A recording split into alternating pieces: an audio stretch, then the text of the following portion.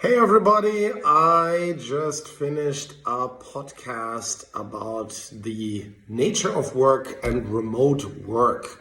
I was interviewed by the executives of Gaper, an international IT and HR sourcing company, and I forgot one really important thing that I wanted to share, so I thought I'll share it in this video.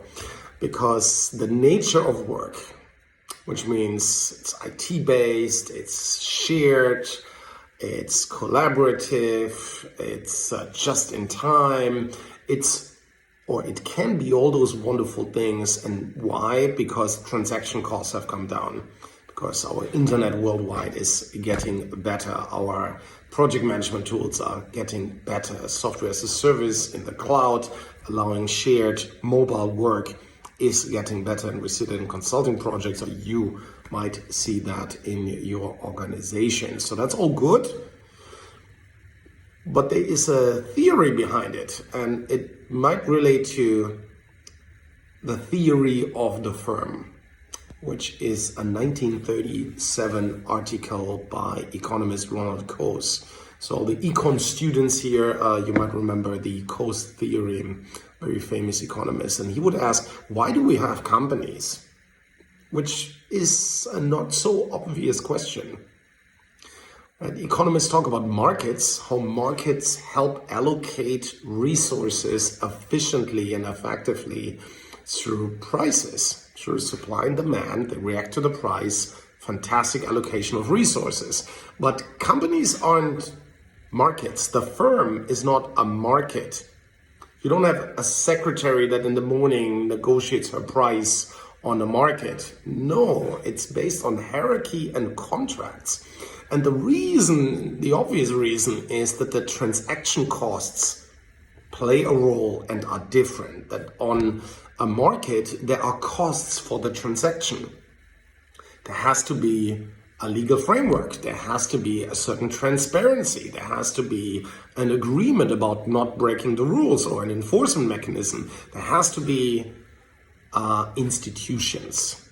And that's why there's institutional economics, talking about the transaction costs, the information between principal and agents.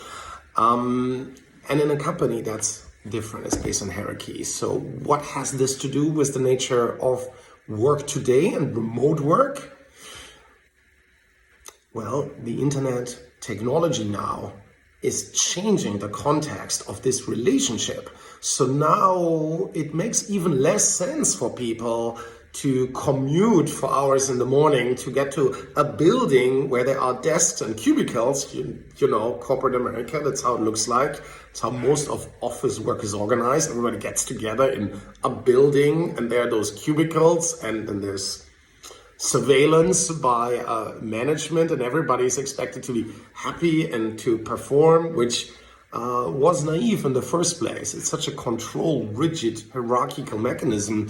That is not the work we want to see or we want to do as creative human beings.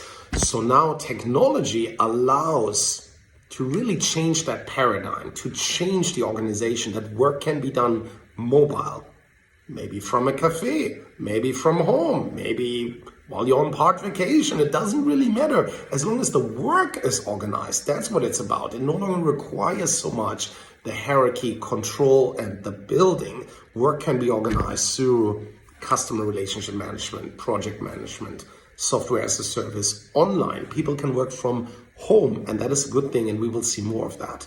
And that's the reason why companies such as WeWork and Regis are probably going to have a golden future in the next 5 to 10 years, because they embrace this changing nature of work, that people work in a more flexible, mobile way, collaboratively in diverse teams from home or on the go over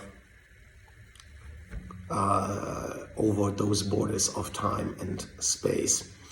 Yeah, so that is something I wanted to mention. If you have a chance, look it up. Ronald Coase, 1927, The Theory of the Firm. You got to know those roots and theoretical foundations to discuss even modern applications such as remote work and IT. So that's my 5 cents in 5 minutes. You have a great day and week. check out our website, newyorkbusinessconsultants.com, and have a great day, everybody.